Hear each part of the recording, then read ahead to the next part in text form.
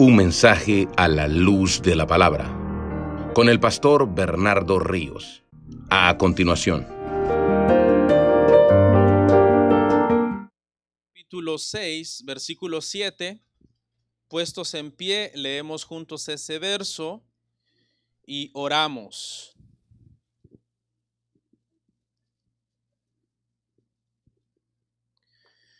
¿Listos?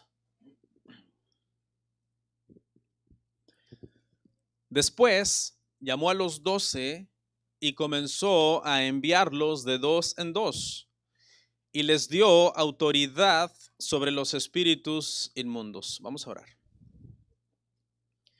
Padre, te damos muchas gracias por este privilegio, este hermoso día, esta bendición, Padre, de poder reunirnos, adorar, escuchar el Evangelio, celebrar la Santa Cena. Padre, te damos a ti la gloria, te damos a ti las gracias por todas tus bendiciones, por todos tus cuidados. Gracias por tu iglesia. Manténnos, Señor, unidos, firmes espiritualmente, fuertes en la fe, que podamos seguir adelante, Señor, creciendo a la semejanza de Cristo, Padre, y dándote siempre a ti la gloria, tanto en nuestra doctrina que creemos, como en la vida que practicamos, Señor, y en todas las cosas que hacemos. En el nombre de Jesús, amén.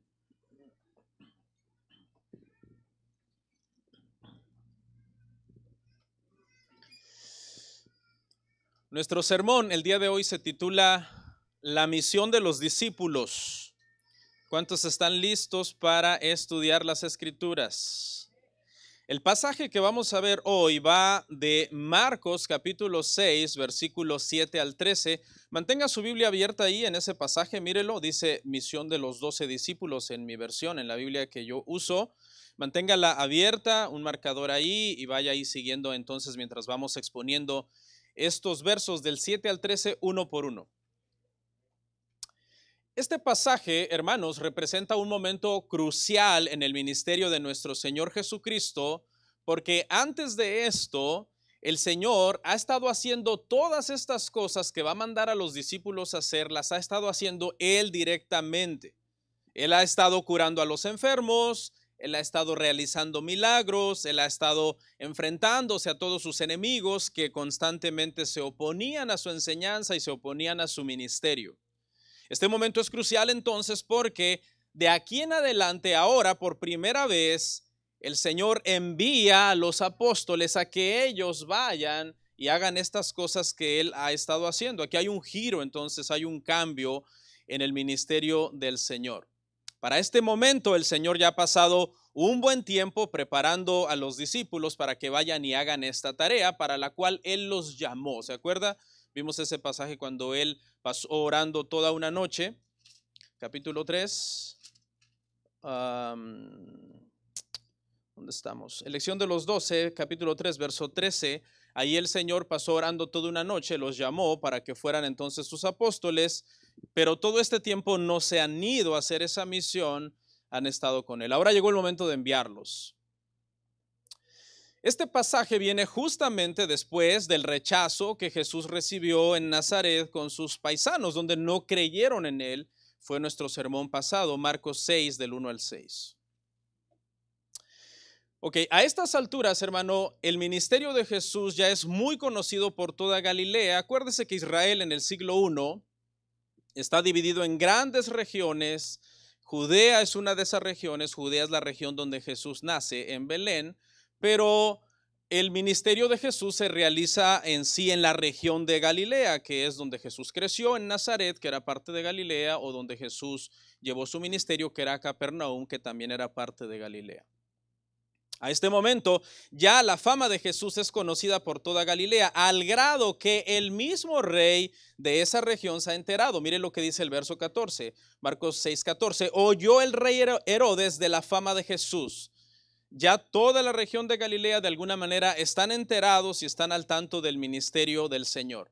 El problema es que una vez que en este versículo 14 se nos informa que llega a oídos del rey Herodes el ministerio de Jesús, eso, la connotación que tiene es de peligro. O sea, se entera el rey Y eso implica que la situación en Galilea de ahora en adelante se va a tornar especialmente más peligrosa. De por sí ya el Señor era aborrecido y perseguido, pero ahora en este momento la situación va a empeorar. Todo parece entonces que Jesús, cuando se da cuenta que su fama ha llegado a los oídos del mismo rey, Jesús toma este cambio de paradigma y dice, ok, es momento de que este ministerio se multiplique, voy a dejar de hacerlo yo mismo y voy a mandar entonces a los 12, de dos en dos, por diferentes regiones. Y esto es probable que también implique que Jesús comienza a discernir que su tiempo en Galilea va a terminar. Porque llega un momento en que Jesús sale de Galilea, vuelve a Judea, donde finalmente él fue crucificado. ¿De qué tratan estos versos el día de hoy, hermano? Estos versos básicamente tratan de en qué consistió esta misión, ¿ok? Las cosas que Jesús los mandó a hacer, la autoridad que les dio para hacer dichas cosas, la respuesta que Jesús les advirtió que iban a encontrar de parte de la gente cuando llegaran a estas diferentes aldeas o ciudades y el mensaje que tenían que llevar. Eso lo vamos a poner en 4 puntos y lo vamos a ver de la siguiente manera. En el punto número 1 vamos a ver en primer lugar la autoridad que Jesús les dio para esta misión. En el 2, la provisión para la misión. En el 3, la respuesta a la misión. Y en el 4, el mensaje que debían de llevar para esta misión. Número 1, autoridad entonces para la misión. La autoridad para la misión. Verso 7, leemos una vez juntos. Una vez más. Marcos 6:7. Después llamó a los 12 y comenzó a enviarlos de dos en dos y les dio autoridad sobre los espíritus inmundos. ¿Después de qué? Porque si ve la primera palabra que encontramos en el verso 7 dice después. ¿Después de qué? Bueno, después precisamente de haber salido de Nazaret, Marcos 6:6, y de haber recorrido todas esas aldeas y todas esas regiones después de que sus paisanos prácticamente lo rechazaran. Llama a los 12, dice el pasaje, y comienza a enviarlos de dos en dos. Los 12 hombres elegidos, hermano, por Jesús a estas alturas ya han pasado muchas horas siendo entrenados por el Señor, han pasado tiempo con Él, aprendiendo de Él. El Señor cuando los llamó les prometió en Marcos 1:17 que los iba a hacer pescadores de hombres. Acuérdense que la mayor parte de los discípulos de Jesús, de estos 12, por lo menos 7 se dedicaban a la pesca. Y ahora va a llegar el momento de poner esto a prueba, de lanzar la red del evangelio y comenzar a pescar entonces los primeros hombres, las primeras almas. Había llegado el momento de ejercer ese llamado. Recordemos que Jesús tenía más de 12 seguidores, porque no se vaya a quedar solamente con la impresión de Jesús llama a sus 12, los envía de dos en dos y Jesús se queda solo. No, Jesús tenía muchos seguidores. De hecho, Lucas capítulo 10 nos habla de otra misión en donde Jesús envió a 70. ¿Ok? Habían muchas personas que estaban en este momento, a estas alturas del ministerio de Jesús, siguiéndolo. Pero es muy importante, hermano, que distingamos entre los 70 y los 12. Los 70 y los 12 no eran iguales. ¿Okay? Los 12 tenían una misión especial, una misión única. Cumplieron con un papel exclusivo en el siglo I antes de que la Biblia existiera. Su papel era llegar a ser aquellos, Efesios 2:20, que pusieran los fundamentos doctrinales de la iglesia, siendo Jesucristo la piedra angular de ese edificio, y sobre ese fundamento se iba a edificar entonces la iglesia. Ese fundamento, hermanos, está puesto en las Santas Escrituras. Y desde que nosotros tenemos las Santas Escrituras, entonces solamente edificamos sobre ese fundamento de los apóstoles que ya tenemos, que es la palabra del Señor. Así que no los podemos comparar a los 70 y los 12. Los 70 tenían un papel, hermano, único. Y esa es la razón por la que nosotros el día de hoy no creemos que existan más apóstoles. Es un argumento muy sencillo, pero es muy poderoso, porque estos apóstoles tenían esta misión única en ese momento. Además de que recuerde que este número 12 simbólicamente está hablando de que así como Israel había sido una nación fundada sobre 12 tribus, ahora la iglesia, el verdadero pueblo de Dios, estaba siendo fundado prácticamente sobre estos 12 nuevos hombres que estaban poniendo el fundamento del pueblo de Dios. Dice, y comenzó a enviarlos de dos en dos.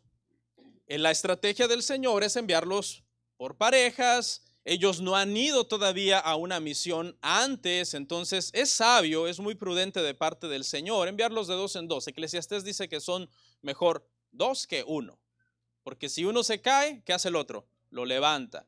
Y si uno tiene frío y el otro se acerca, hay un calor humano, ¿no? Entonces, esta estrategia es muy sabia. Se iban a hacer compañía. Cuando llegaran delante de extraños, no se iban a sentir tan extraños porque uno tenía al otro que se conocía mutuamente. Se podían ayudar en la cuestión del ánimo, porque a veces uno como humano se desanima y dice, no están saliendo bien las cosas, y el otro te dice, hey, tranquilo, todo va a estar bien. Entonces se podían de alguna forma animar en el corazón, en el cansancio, darse ánimo en esta misión que obviamente no era nada difícil. Amén. Y además, el hecho de que hayan sido dos también puede implicar el que hayan sido testigos confiables de un mensaje, de una obra, porque según Deuteronomio 19:15, algo que se tuviera que constatar como verdadero era necesario que viniera de la boca de dos testigos. ¿Ok? Y el Señor dice que les dio autoridad sobre los espíritus inmundos y los envió entonces. ¿Ok? Cuando los apóstoles, hermanos, salieron en esta misión, la autoridad sobrenatural dada por Jesucristo en este momento los validó como verdaderos mensajeros que estaban facultados por Dios. Era como un sello de autenticidad. El Señor los envió y les dio su autoridad. Ahora ellos iban a poder realizar las mismas señales que Jesús mismo realizaba. Tenían ese poder para echar fuera demonios, para poner las manos sobre los enfermos y que estos sanaran. Ese poder lo recibieron porque Jesús les dio autoridad. Eran enviados legítimos del Señor Jesucristo. Los milagros que hacían autenticaban el mensaje. La gente podía decir, el mensaje es verdad porque el mensaje es seguido por estas señales. Los demonios son echados fuera y los enfermos son sanados. Con la finalización de la era apostólica en el siglo I, termina la era apostólica. El apóstol Juan es el último de los apóstoles que muere a finales del siglo I, y ellos entonces, haber recibido toda la revelación del Nuevo Testamento, no se necesitan ya por fuerza milagros o señales. ¿Por qué? Porque ahora tenemos todo el canon de las Santas Escrituras, tenemos nuestra Biblia con los 66 libros y entonces esta es nuestra autoridad. Sí, el Señor le dio autoridad a estos 12, los envió de dos en dos y los milagros los autenticaban como verdaderos, como legítimos, y hoy yo no tengo esa necesidad más de echar fuera un demonio o de levantar a una persona de una silla de ruedas para que mi mensaje sea verdadero, porque no es mi mensaje para empezar, es el mensaje de las Santas Escrituras lo que nosotros predicamos. Entonces, toda autoridad legítima el día de hoy tiene que venir de las Santas Escrituras, hermano. Yo no tengo ninguna autoridad sobre usted si no es porque yo le diga, así dice el Señor aquí, en este libro, en este capítulo, en este versículo. Por ejemplo, si yo tuviera que darle una instrucción, darle una reprensión, una exhortada, etcétera, yo podría ejercer una autoridad legítima sobre usted siempre y cuando lo que yo esté pidiendo esté de acuerdo ¿a qué? A la palabra de Dios. De ahí en fuera no tengo otra autoridad, porque yo no recibí autoridad directa de parte de Cristo como los apóstoles, ¿verdad? Los apóstoles estaban cara a cara con el Señor y Él les dio autoridad directa. Yo nunca he visto al Señor cara a cara, ni me ha dado autoridad directamente. Entonces, ¿cómo tengo autoridad? Porque tengo la Biblia. Y esa es la autoridad que nosotros podemos ejercer legítimamente. Cuando muchas personas, hermano, que no entienden esto, que a mí se me hace tan sencillo, yo no entiendo por qué mucha gente no lo comprende, son engañados por los falsos apóstoles y los falsos profetas del día de hoy. Porque toda autoridad que venga de un título el día de hoy no es legítima. Te doy un ejemplo, me tienes que obedecer porque yo soy apóstol. Falsa autoridad. Otra autoridad falsa. Me tienes que obedecer porque Dios me lo mostró anoche en un sueño, en una revelación. Falsa autoridad, porque viene de una revelación extra bíblica. Note que la autoridad que Jesús le da a sus discípulos es para ayudar a las personas. Los endemoniados serán liberados y los enfermos serán sanados. ¿Cómo se utiliza hoy, el día de hoy, muchas veces el autoritarismo para abusar de las personas? El día de hoy se abusa mucho de la autoridad, de una autoridad falsa, basada en un título falso, basada en una revelación bíblica falsa, para abusar de la gente. Estaba viendo ahí por las redes sociales que en estos días se armó un escándalo con un falso apóstol llamado David E. Taylor. ¿Sabe cuáles son sus cargos? Está preso. Sus cargos son abuso y explotación de personas. Abuso y explotación de personas. Tenía a gente trabajando en un call center. El call center los ponía a llamar para pedir dinero. Dona al ministerio, dale al ministerio, Dios te va a bendecir, dale al ministerio.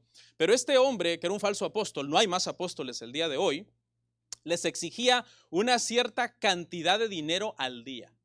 Y si no la cumplían, esa cuota, no los dejaba dormir y no les daba de comer. Pero ¿sabe qué? Las personas no estaban allí por la fuerza. Estaban allí voluntariamente. La policía los tuvo que ir a rescatar. La policía fue, los sacó de allí. Algunos ya estaban enfermos y estaban en una situación deplorable. ¿Y sabe usted por qué se sometían a él? Porque él les dijo: yo soy un apóstol, Jesucristo se me apareció, Jesucristo me dijo que soy el que tiene las llaves del reino de Dios, que yo no me debo de someter a ningún pastor en la tierra y que todos los pastores de la tierra se deben de someter a mí. Y con esa falsa revelación y con ese falso título ejercía esta falsa autoridad ilegítima sobre toda esta gente a la cual él estuvo abusando por años. Ahora está preso, las personas ya fueron liberados de ese call center, pero tú te preguntas en pleno siglo XXI, ¿cómo es posible que la gente sea tan ingenua y pueda creer en ese tipo de cosas a estas alturas? Hermanos, atención, hermanos, toda persona que actualmente diga ser apóstol o diga ser profeta, miente.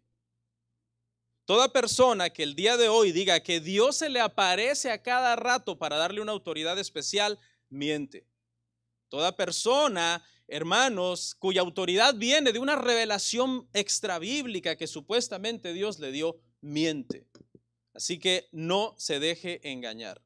Los predicadores que no obtienen su autoridad de Cristo directamente, sino que la obtenemos de parte de las Escrituras, hermano, debemos usar esa autoridad para ayudar a las personas y no para abusar de las personas.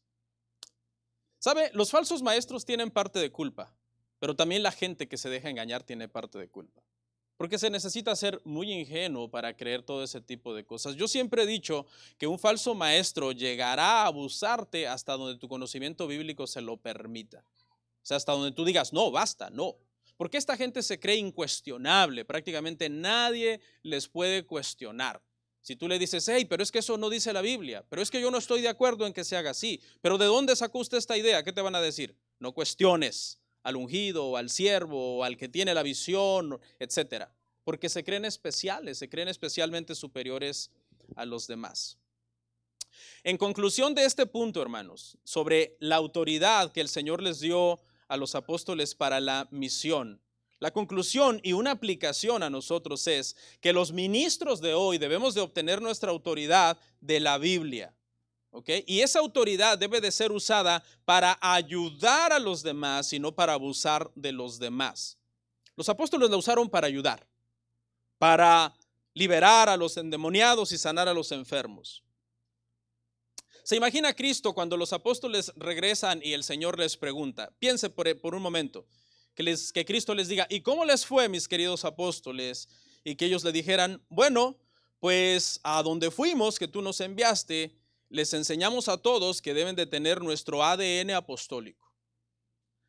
También les dijimos que necesitan nuestra cobertura o estarán bajo maldición. Y ya de último, Señor, casi al despedirnos, les dijimos que nos dijeran papá. No, los apóstoles, hermano, usaron su autoridad para bien de la gente, no para abusar de la gente. Y los milagros que hicieron en ese momento tenían el propósito de autenticar el evangelio. Hoy en día tenemos el evangelio aquí, autenticado en la palabra del Señor. Punto número 2. Veamos el segundo aspecto de esta misión. Y es la provisión para la misión. La provisión para la visión, Marcos 6, del 8 al 9. Marcos 6, 8 al 9.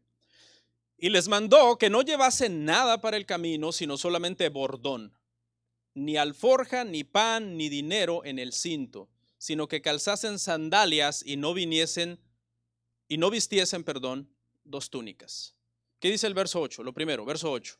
Les mandó que no llevasen nada para el camino, sino solamente bordón, ni alforja, ni pan, ni dinero en el cinto.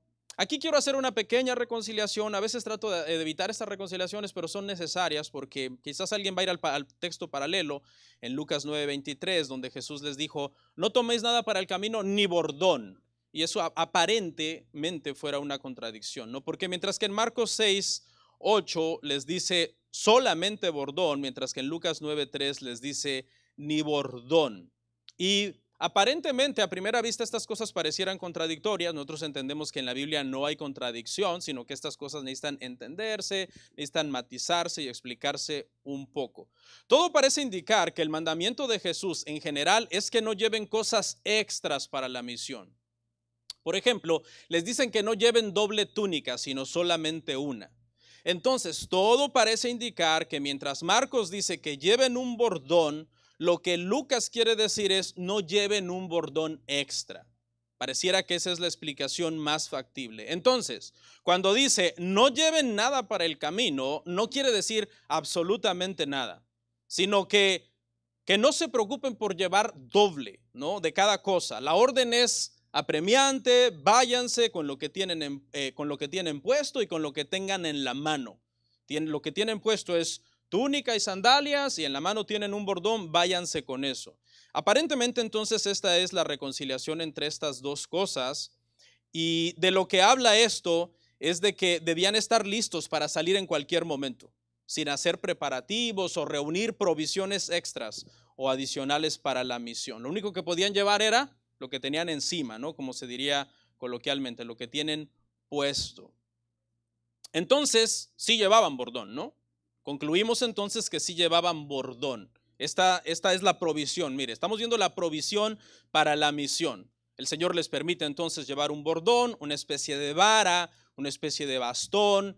Generalmente la gente en aquel entonces, en el siglo I, caminaba con un palo en la mano, porque de repente había quizás ladrones, o de repente quizás había animales salvajes, o de repente quizás tocaba abrirse camino en alguna ruta poco accesible por la maleza, etcétera. Llevaban entonces un bordón en la mano. Número 2, no debían llevar alforja, es decir, no debían llevar como un morral, una cuestión en donde pudieran empaquetar cosas y meter cosas ahí para el camino. No debían de llevar pan, ni tampoco debían de llevar dinero. Por tanto, estaban obligados a depender totalmente de lo que el Señor les proveyera, ¿no? En la misión.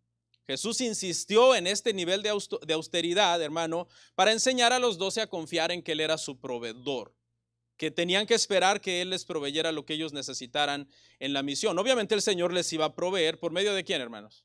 Por medio de los hermanos, por medio de la gente a la cual ellos le iban a predicar.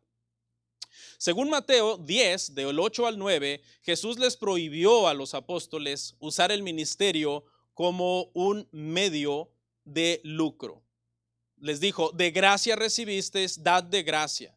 No os proveáis de oro, ni plata, ni cobre en vuestros cintos. Y el contraste que está haciendo aquí Jesús es también el contraste con los falsos maestros. Porque los falsos maestros, según la Biblia, por ejemplo, me parece que Pablo le escribe a Timoteo, cuidado con aquellos que van de casa en casa, cuidado con esa gente.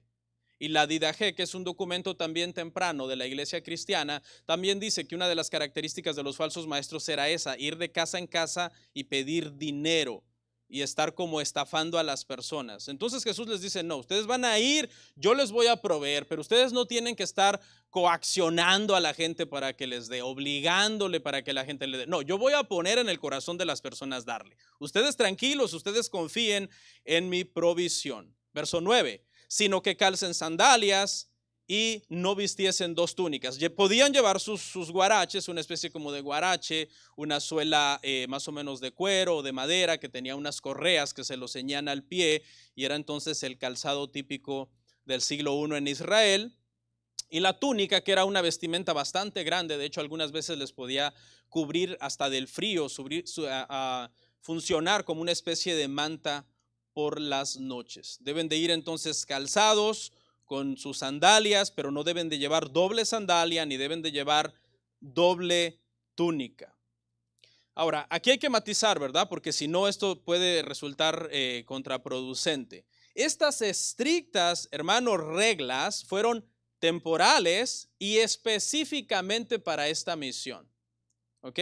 Porque alguien diría, pastor, si un día lo invitan a predicar a otro día, váyase con la ropa de encima. No, no aplica, porque esto es un caso único. Iban a esta misión, llevaban este propósito de que el Señor les iba a enseñar qué les iba a proveer en el camino. ¿Cómo lo sé? Bueno, lo sé porque Mateo 10:10 también dice, el obrero es digno de su alimento. Y Lucas 10:7 también dice, el obrero es digno de su salario. ¿Ok? Entonces, estas instrucciones son para esta misión. Porque incluso en una misión diferente, el Señor les dijo que ahora sí podían llevar su bolsa, su túnica, etc. Vamos a ver la cita en Lucas 22, 35 al 36. Lucas 22, 35 al 36. Dice, y a ellos dijo, aquí les está preguntando sobre la misión. Les dice, cuando os envié sin bolsa, sin alforja y sin calzado, ¿os faltó algo? Ellos dijeron, nada. Él les dijo, pues ahora, esta es una misión diferente, el que tiene bolsa, tómela y también la alforja, y el que no tiene espada, venda su capa y compre una. La misión entonces de los 12 fue exclusiva, fue única en su especie, pero otras misiones eran diferentes. ¿Ok?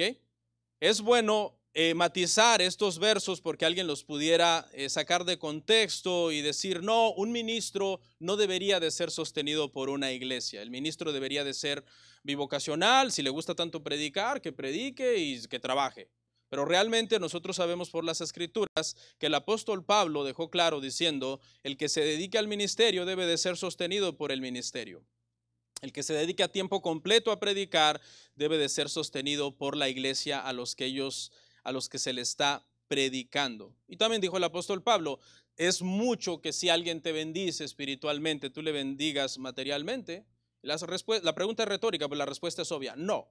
No, es lo normal. Si alguien te predica, te enseña, te bendice espiritualmente, lo normal es que tú aportes y sostengas a esa persona. Conclusión del punto 2, hermanos. Los verdaderos ministros del Señor dependen económicamente del Señor.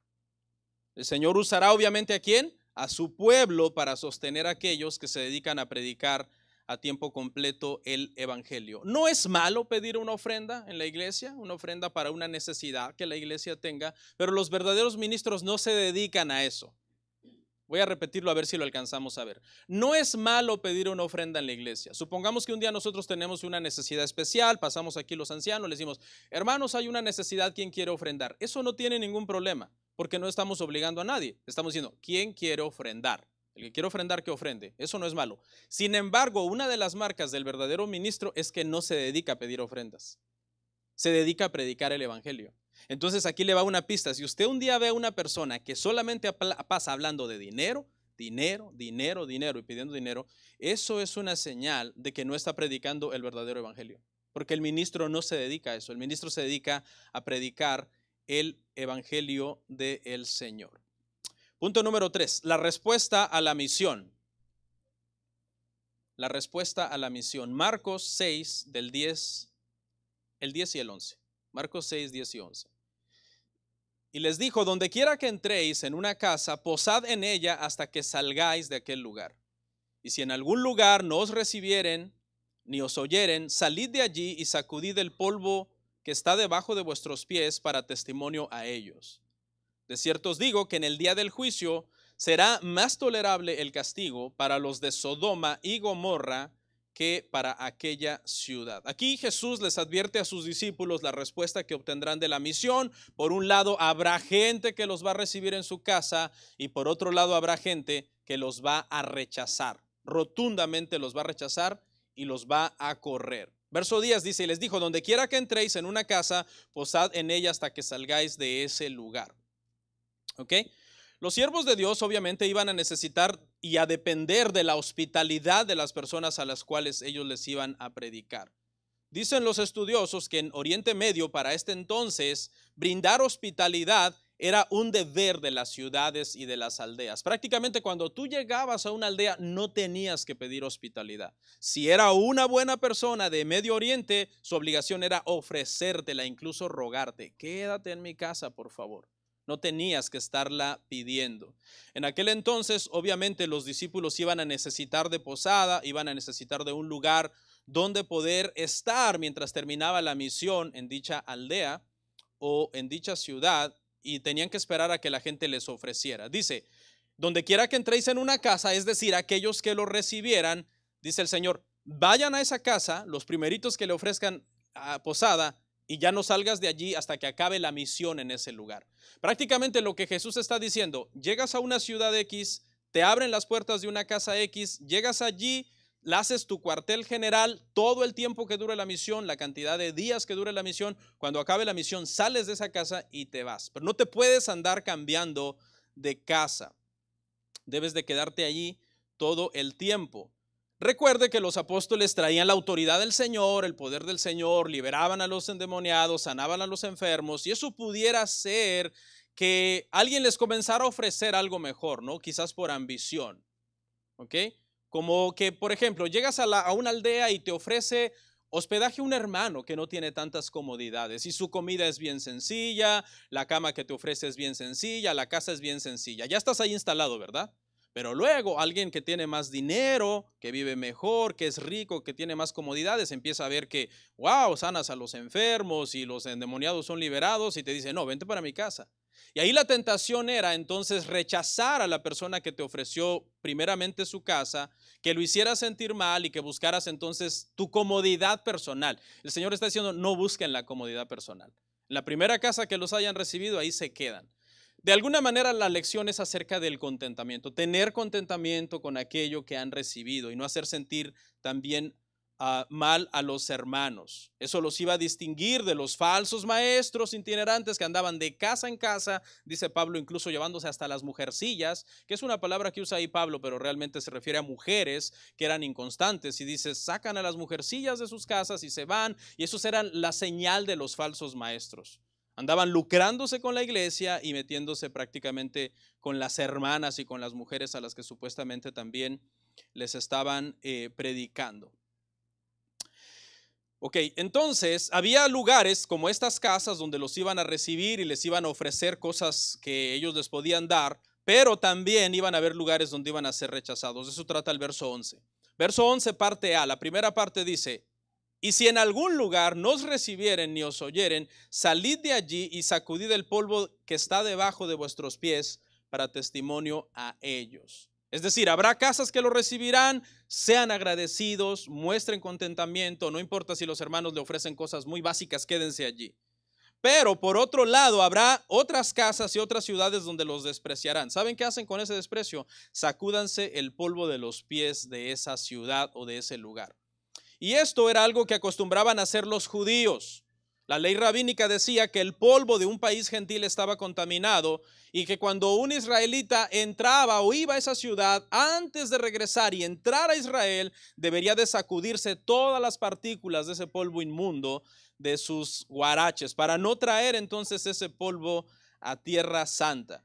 Jesús está diciendo que esto que los judíos acostumbraban a hacer con gentiles paganos, ellos, los discípulos, lo hicieran con judíos que se decían ser hijos de Dios. Sacúdanse el polvo en estas regiones judías donde ustedes van a ir a predicar, como una señal, como una protesta simbólica contra paganos incircuncisos. Jesús está prácticamente con esto diciendo que estos judíos no eran mejores que los paganos. Vea la parte B, porque los compara con un pueblo con quien nadie quiere ser comparado. La parte B, de cierto os digo que en el día del juicio será más tolerable el castigo para los de Sodoma y Gomorra que para aquella ciudad. Estas palabras tuvieron que haber sonado muy duras para quien las escuchaba en los primeros siglos, en el siglo I, ¿no? Comparar, hermano, a los israelitas, hacer este contraste entre israelitas, entre judíos, con Sodoma y Gomorra. Usted sabe por qué son famosos esos pueblos, ¿no? Todos sabemos que, por ejemplo, la sodomía, que es un sinónimo para homosexualismo, viene precisamente de la ciudad de Sodoma. Les está comparando a estos moralistas judíos que se creían muy santurrones con gente de lo peor, con paganos de lo peor en aquel entonces. ¿Y sabe por qué hace esto el Señor? Estas dos cosas, sacudir el pie contra las regiones judías que rechazaban el evangelio, como diciendo ustedes son paganos, y compararlos con Sodoma y Gomorra como diciendo, de hecho, Sodoma y Gomorra llevarán menor castigo que ustedes el día del juicio. ¿Sabe cuál es el mensaje aquí? La importancia del evangelio y lo grave de rechazarlo. Eso es lo que está diciendo el Señor. Donde no les reciban, yo los mandé a que lleven el evangelio a ese lugar, pero donde no lo reciban, esta gente, está diciendo el Señor, esta gente es de lo peor. Mire, lo que voy a decir le va a sonar fuerte, pero está en la Biblia, ¿eh? La Biblia, hermano, en la Biblia Jesús compara a los que rechacen el evangelio después de escucharlo con perros y con cerdos. Dos animales que los judíos los tenían como animales impuros, como animales inmundos. El proverbio decía que el perro es un animal tan inmundo que se come su vómito, y que el cerdo es un animal tan sucio que después de lavarlo sale ¿qué? Corriendo a revolcarse en el lodo. Ese pasaje el Señor se lo está aplicando a este pueblo. Mire lo que dice Mateo capítulo 7 versículo 6. Mateo 7:6. No deis lo santo a los perros, ni echéis vuestras perlas delante de los cerdos, no sea que las pisoteen y se vuelvan y os despedacen. Este verso aplicaba como anillo al dedo a estos pueblos donde los 12 fueron con la misión y no los recibieron. Jesús le dice, no, es que no hay que echar lo santo a los perros, ni darle las perlas a los cerdos. Pensemos en lo santo en el templo, la carne santa, que era la carne, se sacrificaba un animal, había ciertas partes del animal que esa carne era santa. De hecho, había una carne que era tan santa que solamente la podía comer el sacerdote, los sacerdotes, nadie más. Imagínate agarrar esa carne que era la más santa y echársela a los perros. O imagínate el sacerdote que tenía un pectoral con perlas, con 12 piedras preciosas aquí, y agarrar el pectoral y echarlo en una pocilga de cerdos.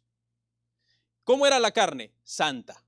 ¿Y cómo era el pectoral con las piedras preciosas del sacerdote? Valiosas. ¿Qué está diciendo el Señor? Que el evangelio es santo y el evangelio es valioso. Que el evangelio no es cualquier cosa. Que aquella persona que se dé el lujo, entre comillas, de escuchar el evangelio y rechazar deliberadamente el evangelio, recibirá más castigo que esas ciudades de Sodoma y de Gomorra, que usted sabe que fueron incendiadas por el Señor a causa de su maldad. Ese es el mensaje ahí. Es una analogía muy fuerte, pero de alguna manera esto está diciendo el Señor de estos pueblos de la región de Galilea que estaban escuchando el evangelio y lo estaban rechazando y estaban rechazando a los apóstoles. Conclusión del punto número 3 entonces. Conclusión del punto número 3, que fue la respuesta a la misión. Jesús les advierte a los apóstoles que serían recibidos en casa, pero también que serían rechazados. Con los que lo recibieran debían de ser agradecidos, quedarse ahí todo el tiempo, no andarlos cambiando por una opción mejor. Pero con aquellos que rechazasen el evangelio, se les debía advertir que para ellos iba a ser más grande el castigo en el día del juicio que para Sodoma y Gomorra. Se les debía advertir de ese juicio venidero para ellos. Todo esto, hermanos, yo sé que puede sonar duro, pero el predicador debe de advertirle a la gente lo que le espera si no se arrepiente. Predicar no solamente consiste en hablar de las glorias, las bellezas, todo lo hermoso del cielo. Predicar también consiste en hablar en los horrores, los quebrantos y el castigo del infierno. Es el mensaje completo, ¿verdad?, del evangelio. Y número 4 y último, el mensaje para la misión. Este es nuestro último punto de nuestro bosquejo. El mensaje para la misión, Marcos 6, 12 y 13. Últimos dos versos. Lea conmigo ahí, por favor. ¿Cuál es el mensaje de los apóstoles? Y saliendo predicaban que los hombres se arrepintiesen y echaban fuera muchos demonios y ungían con aceite a muchos enfermos y los sanaban. ¿Ok? El Señor los manda, se van y comienzan entonces a predicar el mensaje del arrepentimiento. Aquí a la palabra predicar es muy interesante porque es una palabra que es queruso, que era cuando un rey mandaba un heraldo. Un rey pasaba una ley y el heraldo la tenía que llevar y decirla tal y como el rey la había dicho. El heraldo no podía llegar a un pueblo, no podía cambiar el mensaje, no podía adornarlo, no tenía que crear el mensaje, tenía simplemente que entregarlo. Es el trabajo del predicador. El trabajo del predicador no es ponerse creativo, a ver qué inventa, a ver qué le gusta a la gente, a ver cómo hago para que no se me duerman. Despiértense varios que están ya más para allá que para acá. Yo veo desde aquí, hermanos. Y no es muy agradable, porque me costó hacer este sermón. Ok. Entonces, el trabajo del heraldo es dar el mensaje del rey, no producir el mensaje del rey.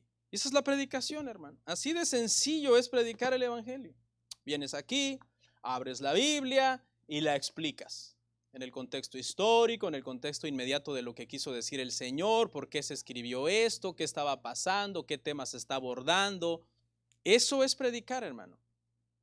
Es muy sencillo, entre comillas, ¿no? Me refiero a que no me tengo que inventar un mensaje yo. No que es fácil hacer un sermón, tiene su trabajo, ¿sí? Pero no es tan complicado. Y eso fueron lo que hicieron los apóstoles. Fueron y predicaban, queruso, daban lo que Cristo les dijo. Vayan y díganle a la gente esto, díganles que se arrepientan y que crean en mí, porque si no se arrepienten y no los reciben en el día del juicio, el castigo para esos que lo rechacen será mayor que para esta gente mala y perversa de Sodoma y Gomorra. Tengamos cuidado, hermanos, de no creernos muy moralistas algunas veces. Ay, no, yo soy... La gente moralista tiende mucho a rechazar el evangelio, La gente moralista dice, a ver, ¿qué traes? Bueno, pues mira, el Señor te llama a arrepentirte, a que creas en Él. ¿Arrepentirme de qué? Si yo soy buena gente. Ah, bueno. Entonces, ese moralista es peor que ¿quién? Que Sodoma y Gomorra. Tengamos cuidado, Los cristianos podemos estar siempre con el dedo sobre la sodomía. Hay que tener cuidado cómo andamos nosotros. Cómo estamos viviendo nuestra vida. Cómo servimos al Señor. Los apóstoles no le decían a la gente lo que la gente quería oír. Los apóstoles le decían a la gente lo que la gente necesitaba oír, lo que el Señor les había mandado a decir. El mensajero fiel es aquel que proclama el evangelio, que predica el evangelio. El apóstol Pablo le dijo a los corintios, somos embajadores en nombre de Cristo, como si Dios rogase por medio de nosotros, os rogamos en nombre de Cristo, reconciliaos con Dios. No es tampoco que nos vamos a alegrar del juicio que el Señor mande sobre los que lo rechacen, porque mire el énfasis que pone Pablo aquí. Les rogamos en el nombre del Señor que se reconcilien con Dios y se arrepientan. La palabra arrepentir aquí, hermanos, no es llorar. Mucha gente entiende que alguien lloró, ya es cristiano. No, llorar, hermano, cualquiera llora. No, arrepentirse aquí es una palabra muy interesante que significa un cambio de mentalidad. Y ese cambio de mentalidad debe de ser seguido por un cambio de vida. ¿Ok? Un cambio de vida. Quiere decir un cambio de corazón y de acción. ¿Ok? Debe haber un antes y un después en nuestra vida cristiana, hermanos. Y el último verso dice, y echaban fuera muchos demonios y ungían con aceite a muchos enfermos y los sanaban. ¿Sí ve? ¿Para qué usaban la autoridad? Para ayudar, no para abusar. ¿Por qué tienen el poder de echar fuera demonios y sanar a los enfermos? Porque esa autoridad Cristo se la dio. ¿Autenticaba qué? El mensaje del evangelio. ¿Cuál es el mensaje del evangelio? Arrepiéntete de tus pecados y cree en Cristo para ser salvo. Y luego es muy interesante esta nota del aceite. Yo no quería hablar de esto, pero hay gente que a veces son muy místicos y creen, no, pues si el pastor no me unge con aceite no me voy a sanar, porque ahí dicen. Y no necesariamente significa eso. Esto tiene un significado aquí en este lugar, hermano. Aunque sí de repente en el siglo I se entendía que el aceite tenía propiedades curativas, en este momento los apóstoles no lo están usando como una medicina. Porque el poder para sanar a los enfermos no viene del aceite. ¿Viene de qué? De la autoridad que el Señor les ha dado, las señales que Él ha hecho, ahora ellos las van a hacer. Jesús nunca usó aceite para curar a los enfermos. No hay ningún pasaje. ¿Por qué los apóstoles lo están haciendo entonces aquí? Y aquí es donde entraría entonces la tipología del evangelio en el Antiguo Testamento. Porque en el Antiguo Testamento el aceite de oliva se utilizaba para simbolizar la presencia y la autoridad de Dios. Había un aceite santo que estaba prohibido reproducirlo porque había sido mandado a hacer directamente por Dios. Los apóstoles entonces están usando esto simbólicamente para sellar el que han sido enviados por Cristo. La presencia de Cristo está con ellos, la autoridad de Cristo está con ellos, y por eso es que pueden hacer todo esto. No son la fuente del poder, son que el canal del poder. ¿El poder es de quién? De Dios. Es Cristo el que sana a los enfermos. Es Cristo el que libera a los demonios. Él es la fuente. Ellos son el canal a través del cual está fluyendo ese poder. Para concluir nuestro punto 4, entonces, hermano, el gran objetivo de la predicación, por tanto, de todos nosotros que predicamos, debe de ser conducir a los hombres al arrepentimiento. Debemos de llevar a la gente a reconocer que es pecador, que necesita un corazón nuevo y una vida nueva en el Señor. Y por último, entonces, para concluir, hermanos, aquí les voy a compartir algo que me pareció muy interesante en un comentario que encontré. Me pareció muy interesante, lo estuve analizando, dije, tiene mucho sentido. Y es que hay quienes ven un paralelo entre esta misión y la noche de la Pascua en Éxodo capítulo 12. Dicen, hay un paralelo aquí. En cómo Cristo los manda a esta misión y cómo el Señor los mandó a salir la noche de la Pascua. Y vamos a ver la cita, Éxodo 12:11. Dice, y lo comeréis así, ceñidos vuestros lomos y vuestro calzado en vuestros pies y vuestro bordón en vuestra mano, y lo comeréis apresuradamente, es la Pascua de Jehová. Esta misión que fue apresurada, no lleven nada encima, más que lo de encima, y vayan, se parece mucho a la noche de la Pascua, que también fue una salida apresurada de Egipto. De igual modo que Jesús entonces instruyó a los apóstoles a ir con esta austeridad, el Señor instruyó a los israelitas en Egipto también a salir de esa manera, apresurada de Egipto. Puede ser que aquí esté hablando de una nueva etapa de la redención. Está a punto de comenzar una nueva etapa en la redención. Está a punto de salir entonces el verdadero pueblo de Dios, un verdadero éxodo. A través de esta misión apresurada va a salir en un éxodo el verdadero pueblo de Dios que de verdad va a ser salvo. Porque acuérdense que la salida de Egipto no dio salvación al alma, ¿no? Más bien eran unos rebeldes que perecieron en el desierto, no lograron entrar a la tierra prometida. Entonces, en la noche de la Pascua se salvaron de perecer por la sangre del cordero en la puerta, ¿verdad? En esta misión la gente se iba a salvar por el mensaje que iban a llevar los apóstoles de que la salvación estaba en la sangre del cordero, el cordero de Dios. Cuando salieron de Egipto, lamentablemente Egipto nunca salió de ellos. Pasaban extrañando Egipto todo el desierto. Ahora el evangelio sí iba a tener el poder para sacarlos de Egipto, pero también para sacar Egipto del corazón de estas personas. ¿Por qué? Porque el evangelio sí es el poder de Dios para salvar, de lo cual la Pascua era solamente un tipo, una sombra. Vamos a orar.